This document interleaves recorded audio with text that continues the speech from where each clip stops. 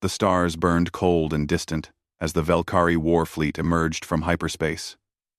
60 massive warships materialized in perfect formation above the meridian belt, their dark hulls blocking out entire constellations. On the command deck of the flagship Time's Eternal Dominance *, War Commander Thalric watched the scanner displays with satisfaction. Another cluster of colonies. Another easy victory. The meridian belt stretched across 3 solar systems, home to mining operations run by the Centauran League, the Draxian Confederacy, and the Polian Unity. 14 billion souls lived and worked in the orbital stations and planetary settlements. They had 2 hours to see the Valkyrie fleet coming. 2 hours to prepare their defenses. 2 hours to pray. Thalric did not believe in mercy. In 20 years of expansion, the Valkyrie Empire had conquered 47 star systems. They had destroyed 12 different species who refused to surrender. The galaxy had learned to fear the sight of Valkyrie ships dropping out of hyperspace. Most colonies simply transmitted their surrender before the first shot was fired, but not the Meridian Belt. The defense coordinator for the 3 allied species was a Centauran admiral named Kyra. She had fought in border skirmishes for 15 years and held a reputation for brilliant tactical thinking. When the Valkyrie fleet appeared, she did not panic. She activated the emergency protocols that had been prepared for exactly this moment. Within 30 minutes, the combined fleet of the 3 species assembled in defensive formation. 217 warships of various classes formed a barrier between the Valkyrie and the colonies. The defenders outnumbered the attackers more than 3 to 1. Kyra transmitted a message to all ships, her voice steady and calm. They would hold the line. They would protect their homes. They would show the Valkyrie that not everyone would fall so easily. Thalric received her defiant message and smiled. Pride. It was always pride that made them fight. And pride that made their defeat so much more satisfying. The battle began when Kyra gave the order to fire. Hundreds of energy beams and missile trails lit up the darkness of space. The massive barrage struck the Valkyrie shields and splashed harmlessly across them like water against stone. Not a single Valkyrie ship took damage from the opening attack. Then the Valkyrie returned fire. Their weapons were different. Where the Allied forces used conventional plasma cannons and kinetic missiles, the Valkyrie employed gravitational disruptors. The weapons created localized gravity wells that crushed ships from the inside, collapsing their hulls like empty cans. Shields meant nothing against gravity. Armor meant nothing. The physics of the universe itself became a weapon. The first wave of Allied ships died in seconds. 23 vessels crumpled and exploded almost simultaneously. Kyra watched in horror as her tactical display filled with red markers indicating destroyed ships. She immediately ordered a tactical retreat and regrouping. But the Valkyrie had already anticipated the move. Thalric's fleet split into 3 precise formations, each one moving to cut off a different escape route. The Valkyrie ships moved with perfect coordination, as if controlled by a single mind. In fact, they were. The Valkyrie used a neural network that linked every ship's computer and every officer's mind into one unified consciousness during battle. Individual thought was suppressed. Only the collective will of the war commander mattered. The Allied forces tried to adapt. The Draxian heavy cruisers attempted to form a shield wall, while the lighter Polian frigates made attack runs from the flanks. The Centauran carriers launched fighter squadrons to overwhelm the Valkyrie point defense systems. These were proven tactics that had worked in a dozen previous battles. They failed completely. The Valkyrie gravitational weapons had unlimited range within a star system. The fighters were crushed before they could close to weapons range. The Draxian cruisers held together for almost 3 minutes before their hulls buckled under the relentless gravity assault. The Polian frigates were too fast to hit with conventional weapons. But gravity affected all mass equally. They died just as quickly as the larger ships. Kyra's flagship, the Times Rising Dawn *, took a glancing hit that tore away the entire port section. Emergency bulkheads sealed automatically. But 2,000 crew members were lost in an instant. Kyra felt the ship shudder beneath her feet and knew they had lost. The question now was not victory, but survival. She gave the hardest order of her career. Full retreat. Every ship for themselves. Scatter and run. The Allied fleet broke formation and fled in all directions. The Valkyrie did not pursue. They had already won. In 5 hours and 42 minutes, they had destroyed 191 warships. Only 26 Allied vessels escaped, most of them damaged and barely functional. The Meridian Belt colonies transmitted their unconditional surrender before the 6th hour ended. Thalric accepted their surrender and immediately began occupation operations. Valkyrie ground forces would arrive within 3 days to begin integration into the Empire. The populations would be allowed to live if they obeyed. Resistance would be met with immediate execution. It was the standard procedure. It had worked on every other world. Kira's damaged ship limped toward the edge of the system, running on emergency power. Her crew worked frantically to keep the engines stable long enough to reach hyperspace. Behind them, the Meridian Belt colonies went dark as Valkyrie ships took position in orbit. 14 billion people had just lost their freedom. The times rising dawn times made the jump to hyperspace when they were just outside the system's gravity well. Kira sat in her command chair and watched the stars streak past. She had lost everything. Her fleet, her command, her people's independence. But she had gained something valuable. She had seen the Valkyrie fight. She had data on their weapons, their tactics, their capabilities, and she knew where to take that information. 3 days later, the times rising dawn times dropped out of hyperspace near Aegis Station, a human outpost on the edge of known space. The station was small compared to the major galactic hubs, but it served as the primary contact point between humanity and the rest of the galaxy. Humans had been part of the galactic community for 70 years, but they kept mostly to themselves. They traded. They explored. They built colonies on empty worlds, but they never fought in other species wars. Kira sent a priority communication to the station commander. She needed to speak with the ranking military officer. It was urgent. It was a matter of galactic survival. The response came back within minutes. Her request was approved. She would meet with Captain Li Jiwan of the human warship Times. Indomitable asterisk. Kira did not know much about humans. She had met a few traders and diplomats over the years. They seemed pleasant enough, curious, cautious, not particularly warlike. But she had nowhere else to turn. Every major military power in the galaxy had either been conquered by the Valkyrie or was too terrified to fight them. The humans were her last hope. She only prayed they would listen. Captain Li Jiwan stood in the observation deck of Aegis Station and watched the damaged Centauran flagship approach. The Times rising dawn times looked like it had been torn apart and barely held together. Entire sections of the hull were missing. Scorch marks and twisted metal covered the surviving portions. That this ship had made it to the station at all was a testament to Centauran engineering and the crew's determination. Li was 38 years old and had commanded the Times, Indomitable Times, for 3 years. He was not a career military officer by the traditional definition. Like most humans in the Frontier Defense Force, he had trained as an explorer first and a warrior second. Humanity's military doctrine focused on defense and deterrence, not conquest. They had never participated in any of the territorial wars that constantly flared up between other species. The door opened behind him, and Admiral Park Minha entered the observation deck. She was the commander of all human forces in the frontier sector, a position that sounded more impressive than it actually was. The Frontier Defense Force consisted of 7 warships and 12 support vessels. Compared to the massive fleets deployed by the Centauran League or the Draxian Confederacy, it was barely a token presence. Admiral Park stood beside Li and looked out at the damaged ship.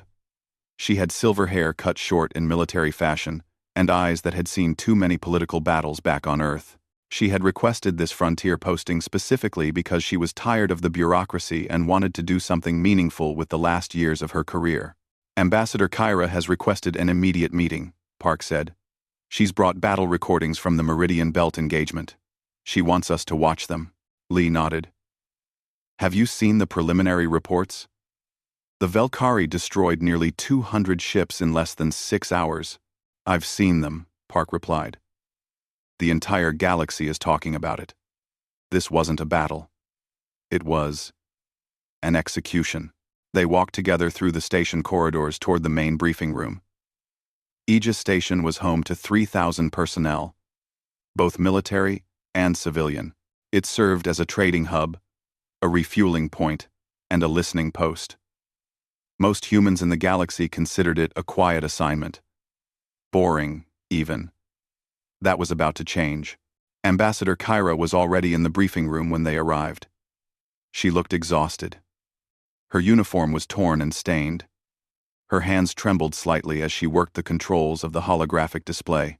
With her was a Centauran technical officer who helped prepare the battle recordings. Lee and Park took their seats. Kyra looked at them with desperate eyes. Thank you for agreeing to see me. I know humans prefer not to involve themselves in conflicts outside your territory, but what I'm about to show you concerns all of us. The Velkhari will not stop with the Meridian Belt. She activated the display. The battle played out in three-dimensional detail above the conference table. Lee watched carefully, his trained eye catching every detail. He saw the Allied fleet form up in what looked like a solid defensive position. He saw the devastating effectiveness of the Velkhari weapons. He saw ships crumple like paper under invisible force, but more importantly, he saw the patterns. The Velkhari fought with perfect coordination. Every ship movement was precise. Every attack was calculated. There was no improvisation, no adaptation. They executed a predetermined battle plan with mechanical efficiency. It was impressive. It was overwhelming. But to Lee's experienced eye, it was also predictable. When the recording ended, the room remained silent for a moment. Finally, Park spoke. What are their weapons? I've never seen anything like that, Kira's technical officer answered. Gravitational disruptors. They create artificial gravity wells that collapse ship structures from the inside. Shields don't help. Armor doesn't help. Nothing we have can defend against them. Lee leaned forward. Show me the section where your fleet attempted the flanking maneuver. Slow it down. Fine. The recording rewound and played again at quarter speed. Lee watched the Polian frigates move into position. Before they could complete their attack run, 3 Velkhari cruisers shifted formation to intercept. The movement happened exactly 4 seconds before the Polian ships entered weapons range. They anticipated your tactic, Lee said. But they didn't react to it. The countermove was already programmed into their battle plan. Kyra nodded. They fight like a single organism. We believe they use some kind of shared consciousness during combat. That's their strength, Lee said. It's also their weakness. Everyone looked at him. Park raised an eyebrow. Explain. They don't adapt, Lee said. They execute their plan perfectly, but if something unexpected happens, they can't adjust quickly enough. Look here.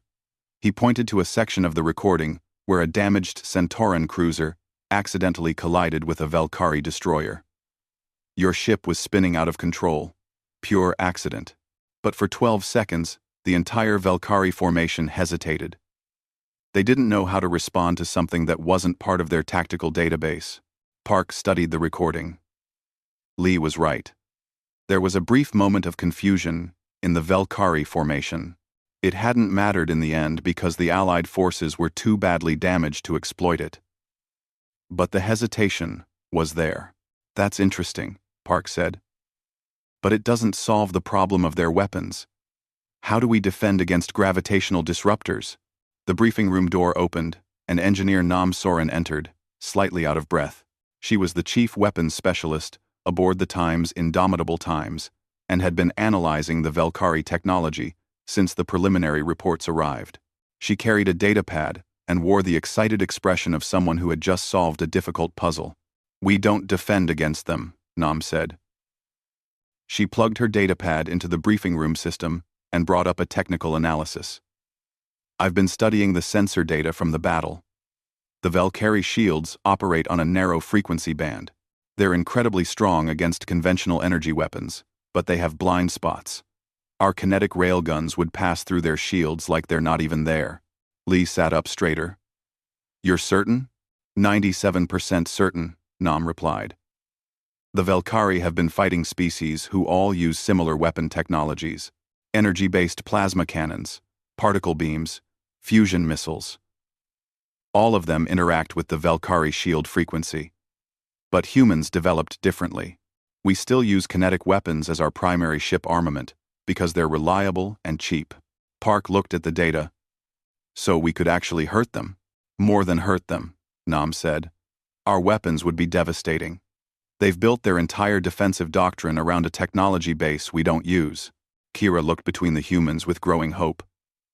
Does this mean you'll help us? Will you fight the Valkyrie? Park's expression became guarded. It's not that simple, Ambassador. Earth regulations strictly forbid military intervention in conflicts outside our territory. We're not a galactic police force. We defend our own systems, and nothing more. But they'll reach your systems eventually, Kira said. The Valkyrie don't stop. They never stop. Every species they've encountered has either surrendered or been destroyed. Lee stood and walked to the observation window. He could see his ship docked at the station. The Times Indomitable Times was a Sol-class heavy cruiser, one of the newest designs in the human fleet. It had been built for exploration and patrol duties. The crew had trained for pirate encounters and rescue operations. They had never faced anything like the Valkyrie. But Lee had not joined the Frontier Defense Force to hide behind regulations when people needed help. He turned to Admiral Park. What if we bent the rules a little? Park gave him a sharp look. The regulations say we can't conduct offensive military operations outside our territory, Lee said. But they don't forbid defensive patrols in neutral space. And they don't forbid us from responding to direct threats to human interests. The Meridian Belt is nowhere near human territory, Park said. Not yet, Lee replied. But the Valkyrie won't stop there. Every system they take brings them closer to us. I would argue that stopping them now, while they're consolidating their position, serves human defensive interests. Park was quiet for a long moment. Lee knew what she was thinking. If this went wrong, both of their careers would end in disgrace. Earth's political leadership would disavow them, but if they did nothing, and the Valkyrie eventually reached human space, everyone would ask why they hadn't acted sooner. Finally, Park nodded. One ship. The Times Indomitable Asterisk. You'll conduct a reconnaissance patrol of the Meridian Belt to assess potential threats to human frontier security. If you happen to encounter Valkyrie forces and they prove hostile, you are authorized to defend yourself. Lee smiled slightly. Understood, Admiral. Kira looked between them. You're really going to fight them? One ship against the entire Valkyrie fleet? We're going to see what happens when they face something unexpected, Lee said. You said it yourself. They've never lost an engagement. Maybe it's time someone changed that. 3 hours later, the Times, Indomitable Times, detached from Aegis Station and began its journey toward the Meridian Belt. The crew of 412 had been briefed on their mission. Some were nervous. Some were excited. All of them understood they were about to make history, one way or another. In the command chair, Lee watched the stars and thought about what was coming. He had studied the Valkyrie battle tactics for hours. He had reviewed every second of the recordings. He had a plan. Whether it would work against an enemy that had never been defeated was another question entirely. Engineer Nam approached his chair.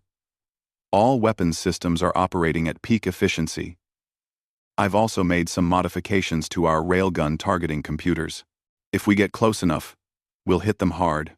Good, Lee said. Because we're only going to get one chance at this. Once they know our weapons can hurt them, they'll adapt. Nam nodded and returned to her station. Lee took a deep breath and gave the order to increase speed. The times, indomitable times, leaped forward into the darkness. A single human warship heading toward an enemy that had conquered worlds without breaking stride. Behind them, Admiral Park watched the ship disappear from the station's sensors. She had just authorized what might be the most important military action in human history, or the most foolish. Time would tell which. The times. Indomitable times dropped out of hyperspace at the edge of the Meridian Belt system and immediately went to silent running. Every non-essential system powered down. Heat signatures were minimized. The ship drifted through space like a ghost, its sensors scanning the system ahead. Lieutenant Choi Hyun-sik studied the tactical display from his station. He was the ship's tactical officer, responsible for weapons coordination and threat assessment. What he saw made his stomach tighten. 47 Valkyrie warships were spread throughout the system in occupation formation. Smaller patrol groups moved between the colonies, enforcing the new order. "Captain," Choi said quietly, "we're looking at 7 times our tonnage in enemy vessels. If they all focus on us at once, we won't last 10 minutes. Lee nodded.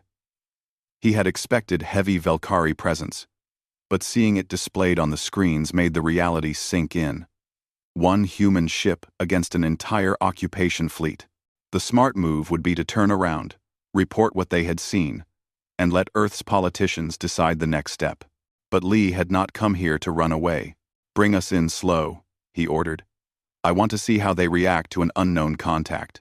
The times, indomitable times, moved deeper into the system, no longer hiding but not broadcasting its identity either. It took 17 minutes before a Valkyrie patrol group detected them.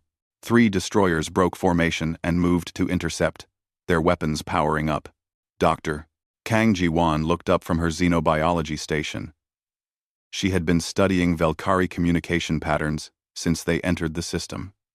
"Captain, they're transmitting a challenge on standard frequencies. They're demanding we identify ourselves and state our purpose." "Open a channel," Lee said. "Let's talk to them." The view screen activated, showing the bridge of the lead Valkyrie destroyer. The commander was a tall, gray-skinned humanoid with multiple sensory organs arranged across his face. He stared at Lee with what might have been curiosity or contempt. It was hard to tell with Valkyrie expressions. "Unknown vessel, you have entered Valkyrie territory," the commander said in perfectly translated Galactic Standard. "Identify yourself immediately or be destroyed." "This is Captain Lee Ji-won of the human vessel Times. Indomitable asterisk," Lee replied calmly. "We're conducting a patrol of this sector. We were not aware this system had changed hands. It belongs to the Valkyrie Empire now," the commander said. "You will leave immediately." "We'd be happy to," Lee said, "as soon as you withdraw your occupation forces and return sovereignty to the original inhabitants." There was a pause. The Valkyrie commander's sensory organs shifted slightly, a sign of confusion. "You are making demands? 1 ship against the might of the Empire?" "I'm making an offer," Lee said. "Leave peacefully, and there won't be any conflict." The Valkyrie commander made a sound that the translator interpreted as laughter. "Your species has been noted for its caution. Humans do not fight. You explore and hide behind your borders. You are not warriors." "Maybe we just haven't found anything worth fighting for yet," Lee replied. The communication channel closed. On the tactical display, the 3 Valkyrie destroyers began moving into attack formation.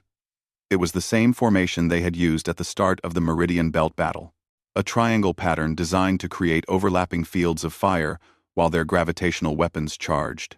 "Here we go," Choi said quietly. "Weapons are locked on us. They're charging their disruptors." Lee watched the enemy ships maneuver. Everything was happening exactly as he had predicted based on the battle recordings. The Valkyrie fought by the book, their book, and Lee had read it cover to cover. "Engineering, are the modifications ready?" Lee asked. Namsoren's voice came through clearly from the engineering deck. "All railgun systems are operating beyond normal parameters. Power distribution is optimized. We're ready." Namsoren's. Nam Soren's. Nam Soren's voice came through clearly. Good, Lee said. Helm, execute pattern Delta on my mark. Tactical. You'll have a 3-second firing window when we complete the turn. Make it count. The helmsman's hands moved over the controls, preparing the maneuver. Choi's fingers danced across the weapons panel, setting targeting priorities. The crew had trained for hundreds of combat scenarios, but never against an enemy like this. The Valkyrie destroyers opened fire first. 3 gravitational disruptor beams lanced through space, converging on the Times Indomitable's Times position. But the position was already empty. Lee had given the mark half a second before the Valkyrie fired, and the ship had accelerated hard to starboard in a tight spiral. The disruptor beams passed through empty space.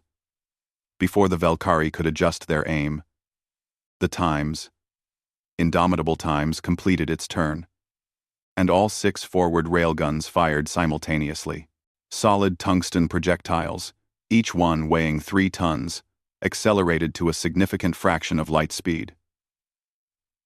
They crossed the distance to the nearest Valkyrie destroyer in less than a second.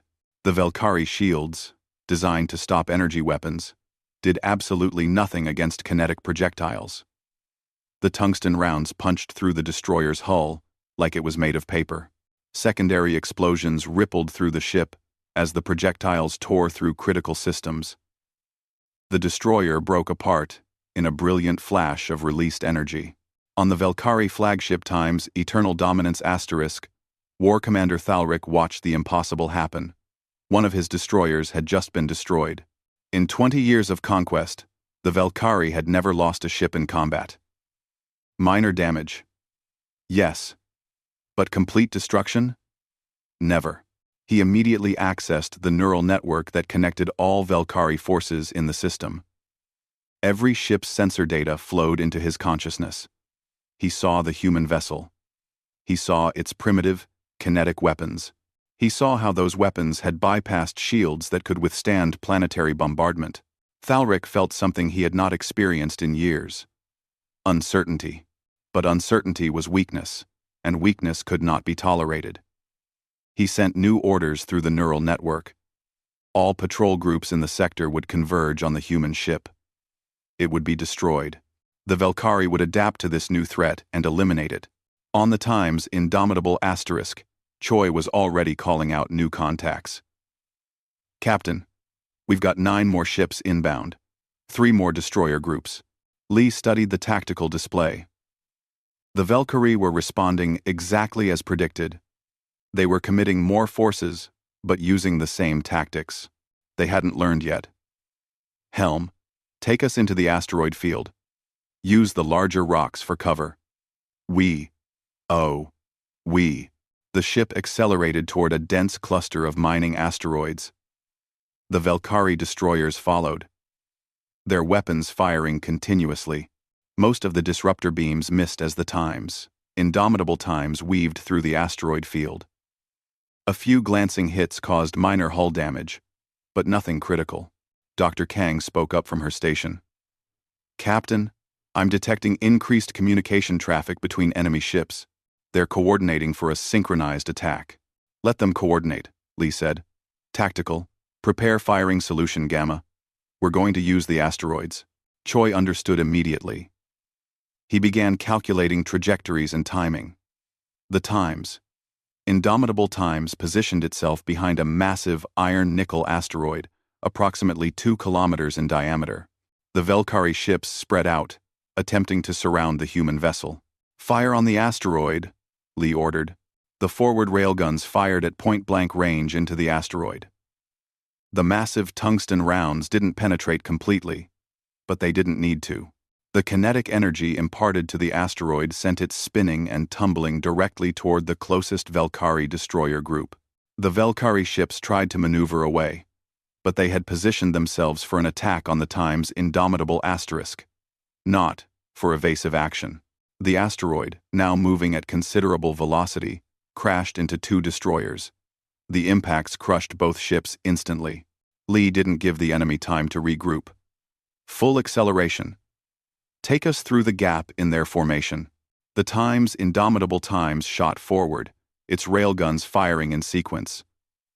Another Valkyrie destroyer took critical damage and began venting atmosphere. The remaining ships attempted to pursue, but the human vessel was faster and more maneuverable than they had anticipated. Nam's voice came through from engineering. "Captain, we're pushing the reactors hard. We can maintain this pace for another 20 minutes before we need to cool down." "Understood," Lee replied. "We only need 10 more minutes." On the flagship, Thalric watched 4 more of his ships suffer damage or destruction. This was unacceptable. He activated direct communication with all Valkyrie forces. "All vessels, converge on the human ship. Authorization, code Omega. Full assault formation." Throughout the system, Valkyrie warships abandoned their patrol routes and occupation duties. They all turned toward the Times' indomitable Times and began accelerating. 43 warships against 1. Choi saw the tactical display light up with incoming contacts. "Captain, they're committing everything. We can't fight them all." Lee smiled grimly. "We're not going to fight them all. We're going to make them angry, frustrated, and confused. Then, we're going to leave." He had accomplished what he came here to do. The Valkyrie knew that humans could hurt them. They knew their shields were useless against human weapons. They knew their tactics could be countered. The psychological impact of that knowledge would spread throughout their empire. "Helm, calculate jump coordinates for Aegis Station," Lee ordered. "We're going home." But before the Times' indomitable Times could reach the system's edge, Thalric made a decision. He would not let this human vessel escape. He would destroy it personally, and he would broadcast the destruction across the galaxy to show that the Valkyrie were still invincible. He ordered his flagship and 12 heavy cruisers to pursue at maximum speed. The neural network synchronized their movements. They would catch the human ship before it could jump to hyperspace. The race was on. The Times' indomitable Times accelerated toward the system's edge with the Valkyrie vanguard close behind. Energy weapons, fire, and gravitational disruptor beams filled the space behind the human ship. Most missed. Some struck glancing blows. Nam worked frantically in engineering to keep the engines stable. "Captain, we're at 112% reactor capacity. Any higher, and we risk a containment breach." "Hold it together," Lee said. "We're almost there." The hyperspace jump point was 300,000 kilometers away. 200,000. 100,000. The Valkyrie cruisers were closing the gap. Thalric had committed too much firepower to let the humans escape. Then the Times' indomitable's Times aft railguns fired, not at the pursuing ships, but at the space debris floating between them. The tungsten rounds shattered asteroids and destroyed derelict satellites, creating a cloud of high-velocity fragments directly in the Valkyrie fleet's path. 3 cruisers took serious damage from the debris. 2 more were forced to reduce speed to avoid collisions. Thalric's flagship pushed through, but the delay was enough. The Times' indomitable Times reached the jump point and vanished into hyperspace. Thalric stood on his bridge in silence. Around him, the neural network buzzed with confusion and anger from his subordinate commanders. They had lost 7 ships. 7. Against 1 human vessel. He sent a message to the Valkyrie High Council. The humans were not what intelligence had suggested. They were dangerous. They were unpredictable. They would need to be dealt with carefully. But more than that, Thalric felt something personal. The human captain had outsmarted him, had made him look foolish. That could not stand. This was not over. News of the battle spread across the galaxy faster than the Times' indomitable Times could travel. By the time the human ship arrived at the Arcturus Nebula for emergency repairs, every major civilization knew that the impossible had happened. The Valkyrie had been beaten, not just fought to a standstill, but actively defeated with losses. A single human warship had destroyed 7 Valkyrie vessels and escaped. The reaction was immediate and chaotic. Some species saw hope for the first time in years. Others panicked, afraid that human involvement would draw Velkari attention to their own systems. The galactic communication networks buzzed with debate, speculation, and wild theories about human military capabilities. None of them knew the truth. The Times' indomitable Times was badly damaged. Hull breaches on 3 decks. Engines running at 60% efficiency. Ammunition reserves depleted by half. The ship limped into the Arcturus Nebula, trailing coolant vapor and running on emergency power. The nebula was a massive cloud of ionized gas and stellar debris, stretching across several light years. It was beautiful and deadly. The radiation levels inside made sensor scans difficult and communication nearly impossible. It was also the perfect place to hide while making repairs. Captain Lee stood in the damaged section of Deck 7, watching repair crews work to patch the hull. The Velkari disruptor beams had grazed them twice during the escape. The damage was superficial compared to what could have happened, but it still meant dozens of crew members working around the clock to restore ship integrity. Lieutenant Choi approached, his uniform stained with hydraulic fluid. He had been helping with manual repairs in the weapons bay. "Captain, we've got a problem. Long-range sensors are picking up Velkari ships at the nebula's edge. They're forming a perimeter." Lee felt his stomach drop. "How many?" 47, at last count. "They're spreading out in a sphere formation around the entire nebula. They know we're in here somewhere, and they're making sure we can't get out." Lee followed Choi to the bridge. The tactical display showed the grim reality. The Velkari had committed almost their entire occupation fleet to this hunt. They had created a perfect blockade, positioned at every possible exit point from the nebula. No matter which direction the Times, indomitable Times, tried to escape, they would run straight into enemy forces. Dr. Kang was monitoring Velkari communications. "They're running systematic sensor sweeps. The nebula's radiation is interfering with their scans, but they're persistent. I estimate they'll pinpoint our location within 72 hours, and our repairs will take at least 4 days," Nam added. She had come to the bridge still wearing her engineering coveralls, grease on her hands. "The engine damage is worse than we thought. We can't jump to hyperspace in our current condition." Lee looked at the faces of his officers. They were exhausted, worried, but not defeated. They had faced the Velkari and won. Now they were trapped, hunted by an enemy that wanted revenge. But giving up was not an option. "We need options," Lee said. "We can't outrun them. We can't outfight them with our current ammunition levels. What can we do?" Dr. Kang pulled up a data file on the main screen. "I've been analyzing their communication patterns during the blockade. The Velkari neural network is their greatest strength, but it's also a vulnerability. All their ships are constantly linked through subspace communication channels. If we could overload that network, we might be able to disable their fleet temporarily." "How?" Choi asked. "The nebula's radiation," Kang explained. "It's already interfering with their sensors. If we could amplify that interference and direct it at their communication frequencies, it would create feedback through their neural network. Think of it as a massive electromagnetic pulse, but targeted specifically at their command structure." Nam leaned forward, her engineering mind already working through the possibilities. "We would need to trigger a controlled chain reaction in the nebula's ionized gases. The radiation burst would be enormous. It might work, but the calculations would have to be perfect. Too much, and we destroy ourselves along with them. Too little, and we just make them angry." Lee considered the plan. It was risky. It relied on technology they had never tested in combat conditions, but it was the only option that gave them a chance. How long would it take to prepare? 3 days, Nam said. We would need to rewire the main deflector array to emit the specific frequencies. We would also need to position ourselves at the exact center of the nebula to maximize the effect. 3 days, Lee repeated. And we estimated the Velkari would find us in 72 hours, so we have no margin for error, Choi said quietly. Lee made his decision. Start the preparations. Engineering gets priority on all repair crews.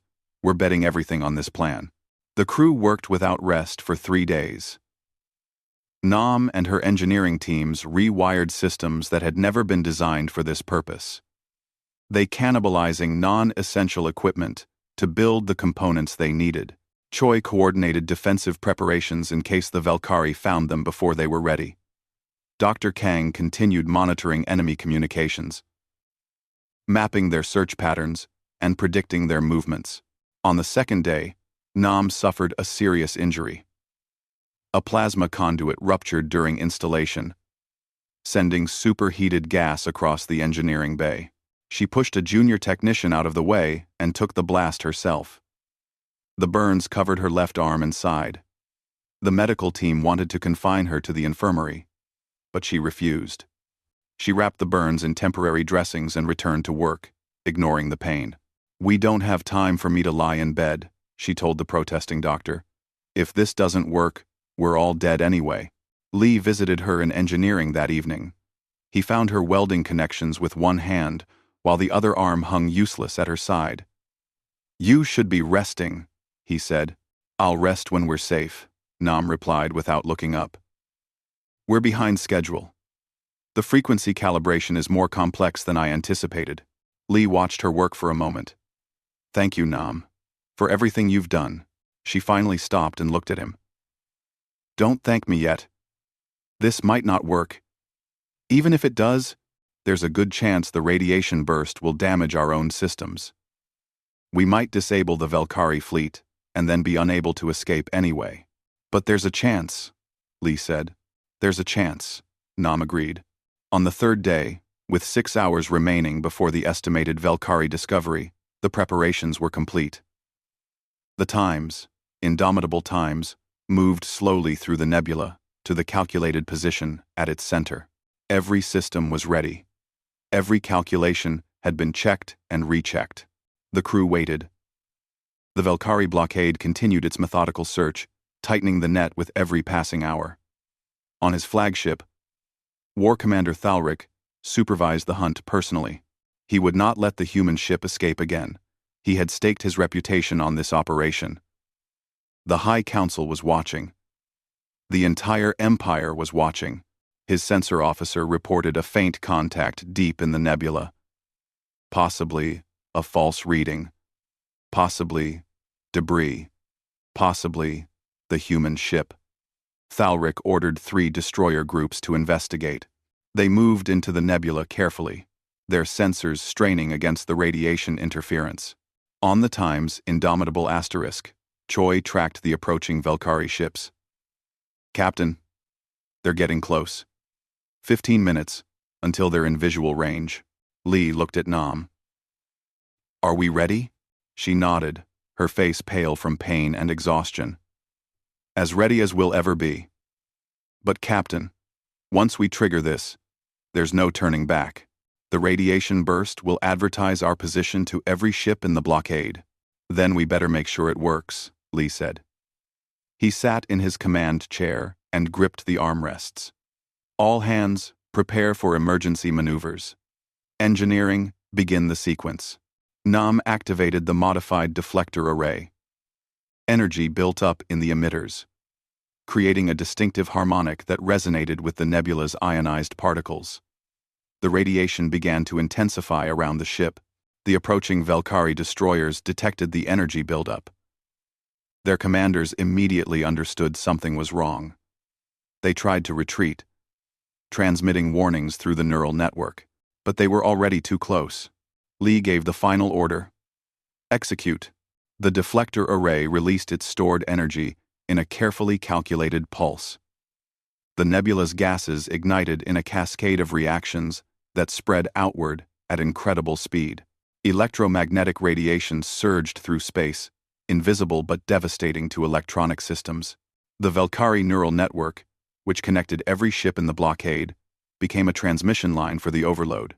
The electromagnetic pulse raced through the subspace communication channels and slammed into every connected vessel simultaneously. Computer systems crashed. Neural interfaces burned out. Organic crew members linked to the network screamed as feedback overloaded their enhanced nervous systems. 47 Valkyrie warships went dark in the same instant. Emergency systems activated automatically, but main power was offline. Weapons were offline. Engines were offline. The mighty Valkyrie blockade had been reduced to helpless metal shells drifting in space. On the flagship, Thalric felt the neural network die. The sudden silence in his mind was physically painful. He had been connected to that network for so long that its absence felt like losing a sense. Around him, his bridge officers collapsed, unconscious or writhing in pain. Only Thalric remained standing, his superior conditioning allowing him to endure what would kill lesser Valkyrie. He staggered to a functioning console and pulled up external sensors. Through the static, he saw the human ship emerging from the nebula. It was damaged and moving slowly, but it was moving, and his fleet could not stop it. The Indomitable Times had taken damage from the radiation burst, just as Nam had predicted. Secondary systems were offline. Communications were down. But the engines still worked. The weapons still worked. And more importantly, the path to the system's edge was clear. Lee ordered maximum speed toward the hyperspace jump point. The ship accelerated past the disabled Valkyrie fleet. A few vessels were attempting to restore power, but they would be too late. The Indomitable Times would be gone before they could react. As they passed Thalric's crippled flagship, Lee had communications send a simple message in the clear. The human ship reached the jump point and vanished into hyperspace, leaving the Valkyrie fleet stranded and humiliated. Thalric stood alone on his bridge, surrounded by unconscious crew members, staring at the empty space where the human ship had been. In his long career, he had never experienced defeat. Now he had experienced it twice. Both times at the hands of the same human captain. The High Council would hear of this. They would demand explanations. They would question his competence. But more than that, Thalric knew the humans had fundamentally changed the balance of power in the galaxy. The age of Valkyrie invincibility was over. The Indomitable Times emerged from hyperspace 3 light-years from Aegis Station, and immediately transmitted an emergency beacon. The ship was barely holding together. Main power flickered constantly. Life support operated at minimum capacity. The crew had been running on emergency rations and adrenaline for days. Admiral Park received the distress signal and dispatched a recovery fleet immediately. 6 support vessels and 2 escort cruisers raced to meet the damaged warship. When they arrived, the crews were shocked at the condition of the Times' Indomitable Asterisk. The hull was scorched and torn in dozens of places. Entire sections were exposed to vacuum. That the ship had made it back at all was a miracle.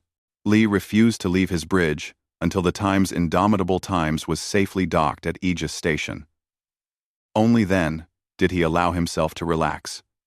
Medical teams swarmed the ship, treating injured crew members.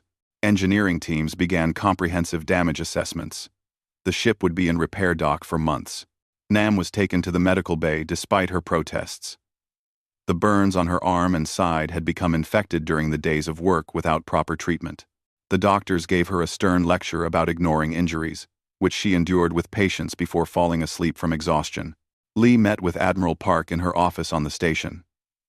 He looked exhausted, his uniform stained and rumpled. Park poured him a cup of coffee and waited for him to speak. "We did it," Lee said quietly. "We stopped them. Twice." "You did more than stop them," Park replied. "You shattered their reputation. Every species in the galaxy knows what happened. The Valkyrie are no longer invincible. The question is, what happens now?" Lee sipped the coffee, grateful for the warmth. "They'll adapt. They'll change their tactics. They'll develop defenses against kinetic weapons. Thalric is smart enough to learn from his mistakes." "Probably," Park agreed. "But you've bought us time, and you've shown everyone that the Valkyrie can be beaten. That's worth more than you know." A communication alert interrupted their conversation. Park activated the view screen. The face of Ambassador Kyra appeared, and she was smiling for the first time since Lee had met her. Behind her were representatives from the Centauran League, the Draxian Confederacy, and the Polian Unity. "Captain Lee, Admiral Park," Kyra said, "we've been waiting for you to return. We have a proposal." Over the next hour, the ambassadors explained their plan.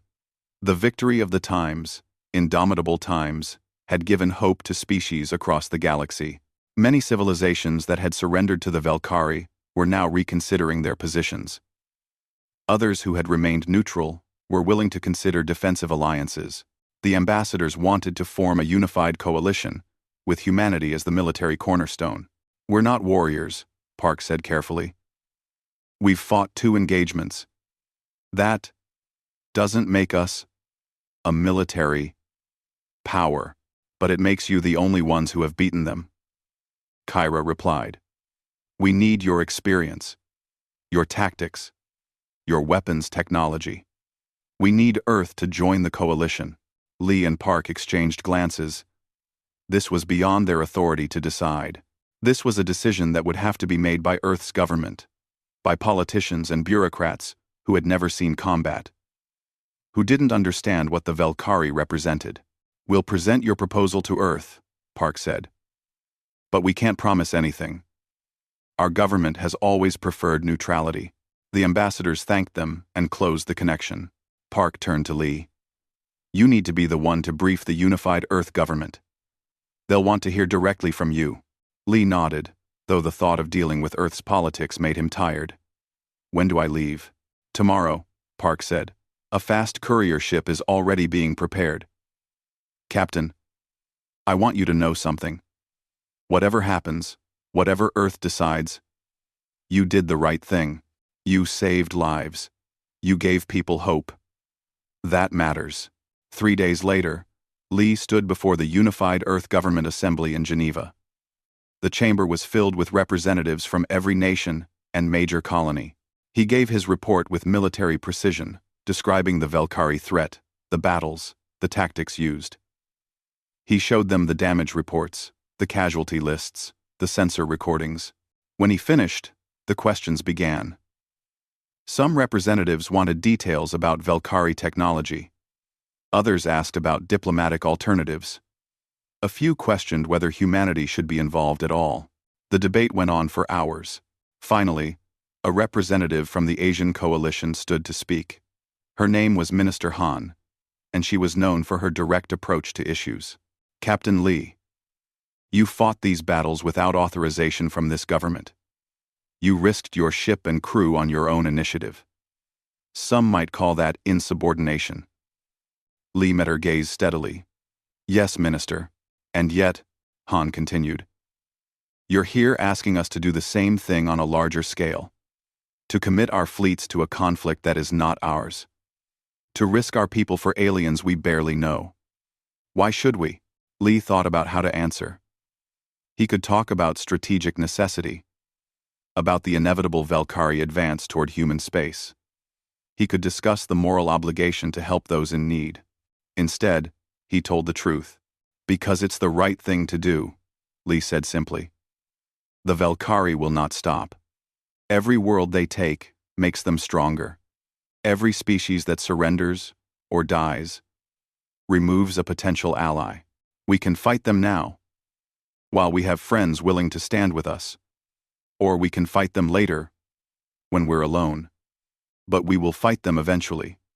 That choice has already been made for us." The chamber was silent. Minister Han sat down. The representatives looked at each other, considering. The vote took place the next day.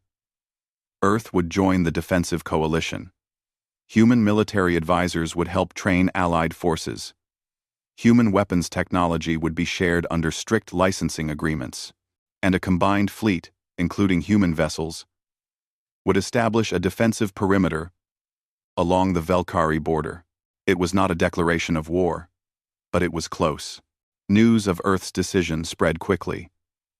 Within weeks, other species began to join the coalition. The Velkari expansion, which had seemed unstoppable, had suddenly encountered organized resistance. Surrender was no longer the only option.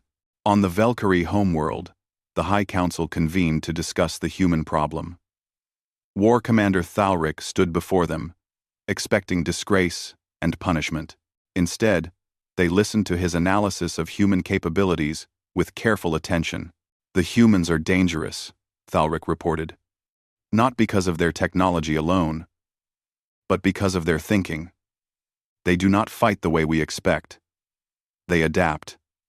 They improvise. They take risks that should not succeed but somehow do." The High Council deliberated. Some members wanted to escalate, to crush humanity before they became an even bigger threat. Others argued for caution. The humans had allies now. A direct assault on human space would mean war with a coalition of species. Finally, the Council reached a decision. They would send an envoy to negotiate. Not a surrender, but a ceasefire. The Valkyrie would consolidate their existing territory, but halt further expansion. In exchange, the coalition would agree not to attempt to liberate already conquered worlds. It was not peace, but it was not war either. The Valkyrie chose Thalric himself to lead the envoy mission. It was partly an honor, partly a test. If he succeeded in negotiating favorable terms, his previous defeats would be forgiven. If he failed, he would be held responsible for the entire crisis. Thalric accepted the assignment. He had his own reasons for wanting to meet the humans again, particularly Captain Li Jiwan. 6 months after the battle in the Arcturus Nebula, a diplomatic meeting was arranged at a neutral station. The coalition sent representatives from a dozen species. The Valkyrie sent Thalric and a small delegation. When Thalric entered the conference room and saw Li across the table, both of them stopped. They had fought each other twice. Each battle, a desperate struggle. Now they faced each other in a very different kind of conflict. Li stood and offered a slight bow of respect. "War Commander." Thalric returned the gesture. "Captain Li." They sat, and the negotiations began. The terms were straightforward. The Valkyrie would maintain control of systems already conquered, but would halt all military expansion for a period of 10 years. The coalition would not attempt to liberate occupied worlds during that time. Both sides would establish embassy and communication protocols. Violations would be met with immediate military response. It was not justice. The people living under Valkyrie occupation would remain enslaved. But it prevented billions more from suffering the same fate. It gave time for the coalition to build strength. It gave time for both sides to understand each other better. During a break in the negotiations, Thalric requested a private conversation with Li. They met in a small observation room overlooking the station's docking bay. "I wanted to tell you something," Thalric said. "You were right." Li raised an eyebrow. "About what?" "During our first encounter, you said humans had not found anything worth fighting for yet," Thalric replied. "I did not understand then. The Valkyrie fight for territory, for resources, for power. These are logical reasons. But you fought for something different. For people you did not know. For principles that offered you no material gain. It is inefficient, illogical, but effective," Li said. "Yes," Thalric admitted. "Very effective. It gives your people a strength we cannot easily counter. Belief, purpose." He paused. "I have been a warrior my entire life. I have conquered worlds. I have never been defeated until I met you. It has taught me something valuable." "What's that?" "That the universe is larger and stranger than the Valkyrie Empire understood," Thalric said. "We thought we had seen everything, conquered everyone worth conquering. We were wrong. There are species out there with capabilities we did not anticipate. The humans are one of them. There may be others. That doesn't frighten you?" Li asked. "It does," Thalric said honestly. "But it also interests me. For the first time in years, I do not know what will happen next. It is uncomfortable. But perhaps that is not entirely bad." The negotiations concluded successfully. The ceasefire was signed. Both sides returned to their respective territories. The war that had seemed inevitable was postponed, possibly prevented. Lee returned to the Time's indomitable Asterisk, which had been fully repaired and upgraded. The ship was assigned to the new Coalition Defense Fleet, patrolling the border between Valkyrie space and the Free Systems. It was not the quiet exploration duty he had once imagined for his career, but it felt right. Admiral Park remained in command of the frontier sector, now expanded to include coordination with allied species. Nam recovered from her injuries and was promoted to Chief Engineering Officer for the entire human contribution to the Coalition fleet. Choi took command of his own vessel. Dr.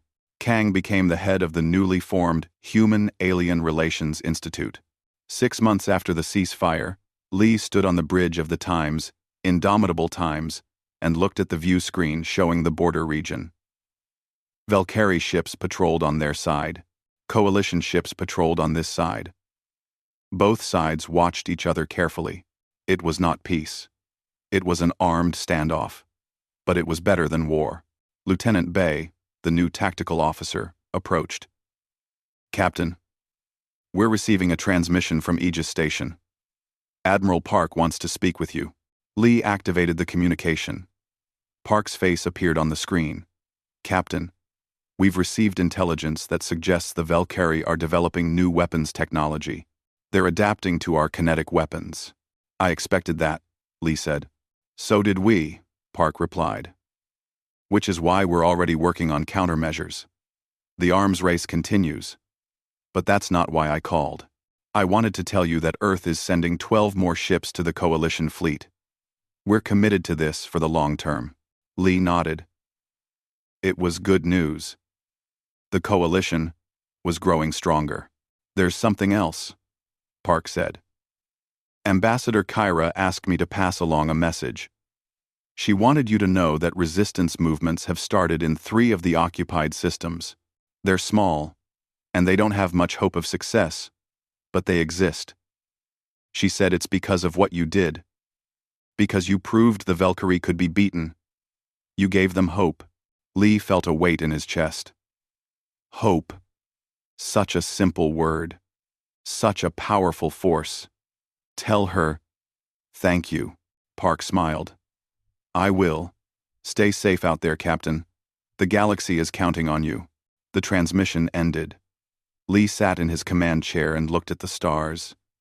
Somewhere out there, people were fighting for their freedom because one human ship had refused to run away, because one crew had decided to stand and fight when everyone said it was impossible.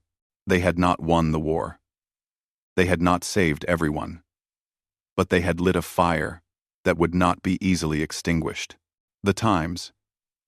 Indomitable Times continued its patrol, a lone human warship standing watch over the frontier. Behind it, a coalition of species prepared for whatever came next. Ahead of it, the Valkyrie Empire reconsidered its assumptions about conquest and invincibility, and in the vast darkness of space, hope continued to spread.